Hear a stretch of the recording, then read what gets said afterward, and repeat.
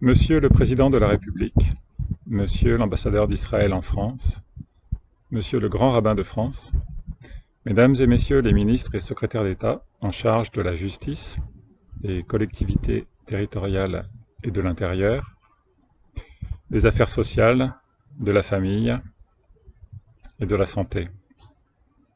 Bonjour, je m'appelle Vincent et ma chaîne YouTube Vivre sur le fil. Au travers d'un cas très particulier et ô combien symbolique, je souhaiterais évoquer avec vous, si vous le permettez, une question brûlante, des plus importantes, chère à vos cœurs, j'en suis certain, et qui vous rassemblera toutes et tous de façon unanime, cette question ne souffrant aucune contradiction, bien que certaines aient été soulevées et mises en évidence ici. Monsieur l'ambassadeur d'Israël et Monsieur le Grand Rabbin de France, vous y serez, j'en suis sûr, particulièrement sensibles, et avec vous toute une communauté en France et à l'international. Je veux parler du sort d'un petit garçon de 12 ans, 9 ans à l'époque des faits, et d'un lieu singulièrement emblématique et tristement célèbre. Faisons un peu d'histoire, si vous le permettez. La France s'enorgueillit depuis toujours, comme vous le savez, d'être la patrie, le berceau des droits de l'homme. Et c'est d'ailleurs à ce titre que tous les présidents de la République qui se sont succédés à la tête de ce pays ont eu comme point d'honneur de dénoncer toute forme de racisme et d'antisémitisme et de porter bien haut la mémoire de combattants, de résistants ou de simples civils qui se sont parfois sacrifiés pendant les heures les plus sombres de notre histoire, afin de sauver la vie de leurs compatriotes juifs notamment. Des hommes et des femmes qui ont parfois reçu le titre de juste des mains de l'État d'Israël. Alors, quel meilleur exemple de juste que celui du libérateur d'Auschwitz, même si officiellement il n'a pas reçu ce titre d'Israël à ma connaissance, mais aux yeux de tous, il l'est évidemment, n'est-ce pas, monsieur l'ambassadeur? Passons au cœur du sujet, si vous le voulez bien, plutôt à l'histoire d'une famille ukrainienne aux racines russes, biélorusses et juives.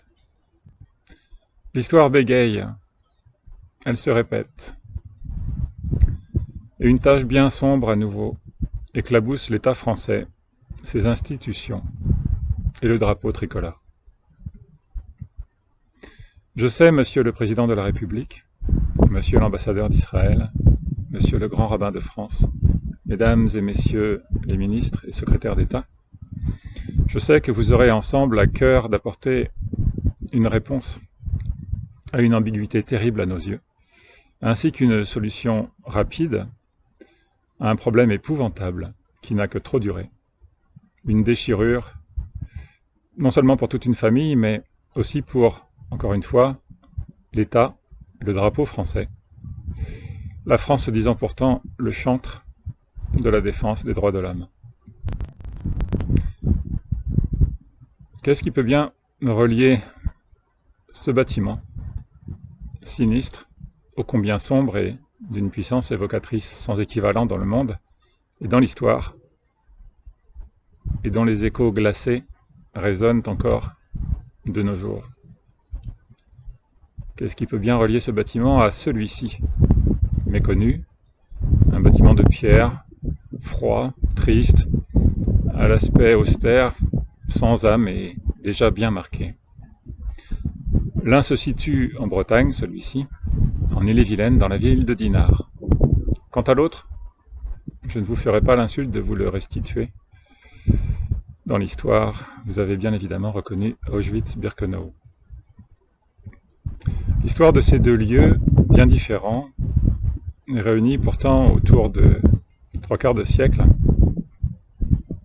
comme un trait d'union, l'histoire de deux êtres humains.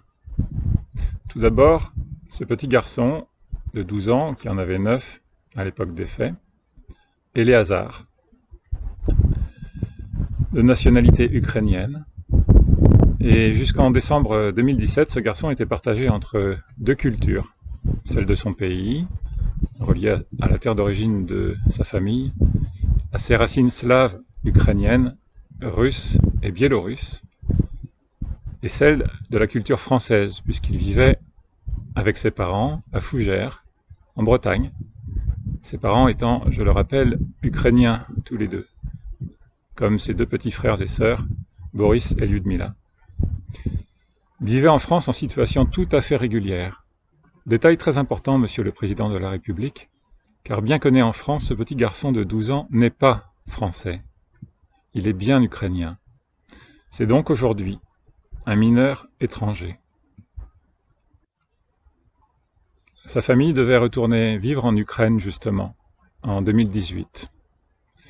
Malheureusement, l'histoire en a décidé autrement, car des événements tragiques et d'une épouvantable violence se sont abattus sur eux un 14 décembre 2017. Signe que l'histoire, encore une fois, se mit à bégayer. Le second protagoniste de cette histoire, le voici, c'est son arrière-grand-père, Yossif Smoliak, biélorusse de naissance, et surtout colonel et commandant adjoint de la 100e division de la 60e armée soviétique, ayant libéré le camp de concentration d'Auschwitz le 27 janvier 1945. C'est un héros de guerre et il ne me serait pas surprenant d'apprendre qu'il ait une ou plusieurs rues à son nom dans l'État d'Israël, bien que je ne le sache pas précisément, mais cela ne serait pas étonnant. Alors que s'est-il passé exactement le 14 décembre 2017 à Fougères? Eh bien, suite à un grossier montage par les services français, les services sociaux du département et la justice française, le montage d'un dossier à charge est rempli de mensonges à l'encontre de cette famille ukrainienne, qui était alors parfaitement en règle, je le rappelle.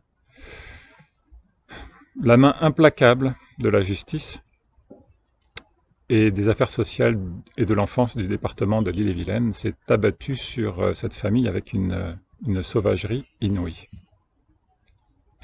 Afin d'arracher Éléazar, 9 ans, ukrainien de nationalité, je le répète, à sa famille.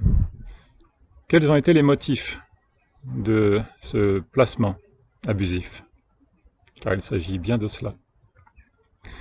Eh bien, l'enfer s'est abattu sur cette famille et ce petit garçon de 9 ans sur une sombre histoire, une sombre accusation fallacieuse de déscolarisation, ni plus ni moins.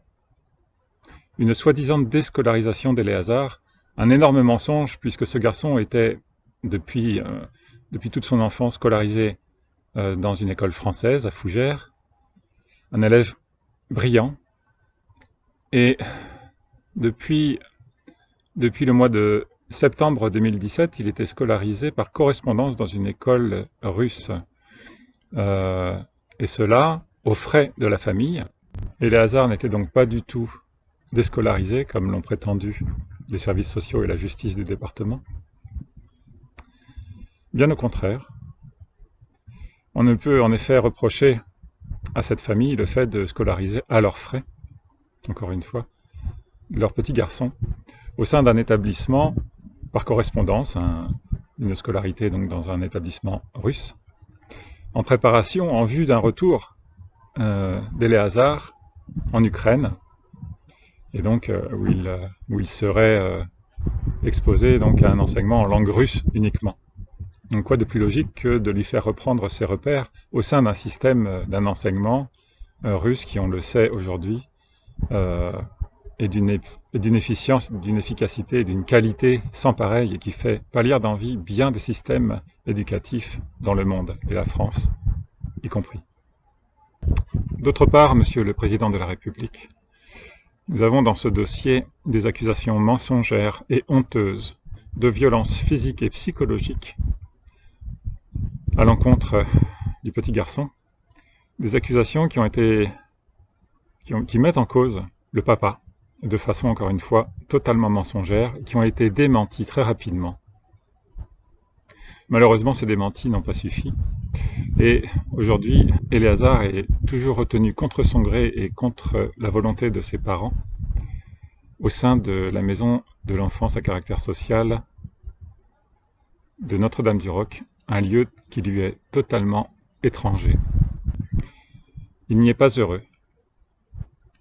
Il n'y est pas heureux des mots même des responsables du CDAS et de l'ASE, de Notre-Dame-du-Roc, des conversations téléphoniques en attestent, et nous pouvons le prouver.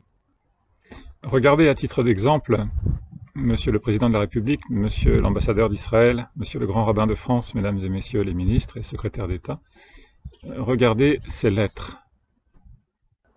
Je n'ai pas eu le temps de vous les traduire à l'écran, mais croyez-moi, sur parole, elles témoignent de toute la tristesse de cet enfant et de sa volonté de revenir vivre dans sa famille.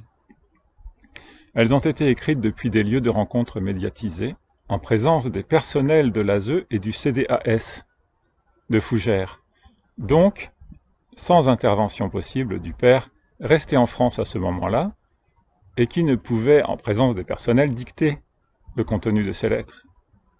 Comment rester insensible à ce point, Monsieur le Président de la République? Il écrit en russe et en ukrainien à ses frères et sœurs, retournés vivre en Ukraine, à sa grand-mère, ses oncles et tantes, et sa maman. Comment rester sourd, Monsieur le Président de la République, Monsieur le Grand Rabbin de France, Monsieur l'ambassadeur d'Israël, Mesdames et Messieurs les ministres et secrétaires d'État? Comment rester sourd à cette aberration, à cette détresse de cette famille et de ce petit garçon, comme le sont le président du conseil départemental d'Ille-et-Vilaine, ainsi que la juge aux enfants du tribunal de Rennes et leurs services, qui ont tous reçu des dizaines de mails, de lettres et d'appels téléphoniques de la part du père, qui fait tout ce qu'il peut pour garder son calme, devant, dans le meilleur des cas, une abjecte hypocrisie, et dans le pire des cas, un silence méprisant. Comment et pourquoi reste-t-il sourd, silencieux et méprisant face à une telle abomination? Une abomination, oui, je pèse mes mots, parfaitement, car c'en est une.